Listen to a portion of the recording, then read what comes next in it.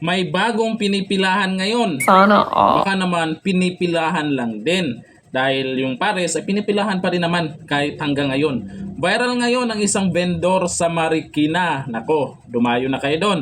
Dahil bukod sa masarap ang tinda nitong Big Mac, hindi naman to pares, Big Mac naman, ay talaga namang wapo daw.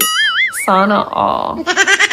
Yan ang hindi sa paninda, kung hindi sa kagwapuhan. Ito ay si Enteng. 28 years old na daw ito at matagpuan ito sa Shoe Avenue. Okay, Marikina City. Sa sobrang sarap nito. Sobrang sarap nito. Ano ba? Yung nagtitinda o yung tinitinda?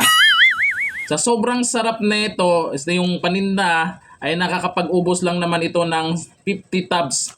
Nakabalot-balot na yan. 50 sa loob ng isang oras. Mukhang malakas na. Talagang pinipilahan. At dahil sa nag-viral nga ang pag-vlog ng mga, at sa dami ng ngayon, sa dami ng mga vlogger ngayon, pag nadaanan ka dyan, tapos pag nag-viral, ay talagang dadayuhin ka. At dinayo na. At isang dumayo dyan na sikat na vlogger, si Cherry White. Si Cherry White ay pinuntahan niya para bilhin lahat. Aba, ang bilis ni Cherry White ha. Ang sabi ni Cherry White, puro lang kayo pares, Big Mac naman daw. Ayan po siya. Ito po yung address ha. Ulitin ko yung address. Baka naman interesado kayo, umalapit kayo dyan. Dyan po sa Shoe Ave, Marikina City. Dyan yung po siya makikita kasi nakaano po yan eh. May lagayan. Siguro tinutulak-tulak po yan. At mabilis din naman maubos dyan sa pwesto na yan. Baka dyan sa may palengke banda ata yan. Pero, ito, kinumpara nila kay Diwata. Ito naman kay Diwata kasi, malabo naman kasing sasabihin nila malaos kasi may itatayo pa eh. Tapos marami nang nagpo-promote din ng mga sikat, mga artista.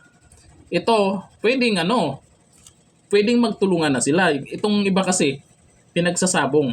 Ito na yung bago. Mas mas malinis tingnan. Kasi mas gwapo. Ito naman kasi, nag-viral dahil sa itsura. Ito naman si Diwata, nag-viral dahil sa kanyang pares. Diba? Yun po yung kaibahan ngayon.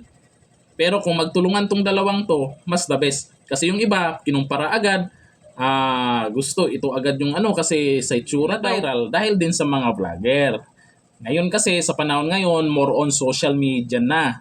Meron kasi nakikita tayo na may mga nakikita kasi yung mga vlogger dyan sa field na hindi natin nakikita, hindi natin napapansin. Dahil sa social media, mapapansin natin at kung interesado tayo, pwedeng dayuhin. Diba? Pwede naman kasi maganda naman yung presentation ng nagtitinda. Mahalaga din yan. Yun ang kaibahan lang. Nagtitinda, nag-viral versus yung tinitinda na nag-viral. Nako, huwag na kayo magpahuli pa. Hanggat kaya pang pumila. Baka naman pagdating ng panahon, ay hindi nyo na malapitan yan si kuya na magpa-picture, magagalit na naman kayo. At ibabash nyo naman kagaya kay Diwata. Daming mga nakakalapit ngayon. Kailangan may oras na dahil sa sobrang daming taong gusto magpa-picture, yung hindi mapagbigyan agad, binabash na. Ito, hindi malayo sa katotohanan na pag sumikat ng sumikat ito at tuloy-tuloy na sumikat yan, at hindi kayo basta-basta makalapit na dahil, siyempre, nagtitinda din yan. Di ba? Sabagay, mabilis naman yung paninda niya. Mabilis naman pag may gawa na, ready to eat na kaagad. Bibilhin mo na lang for take out. Ganun lang. Mas maganda yung may mga sumikat, suportahan na natin, Huwag na nating siraan. Kasi expect ko po dito, mayroon na namang masasabi itong iba dito.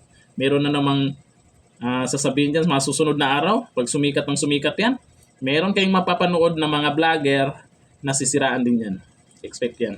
Alam nyo naman mga Pinoy, pag sumikat ka, may galit. Pag yumaman ka, lalong maraming magagalit.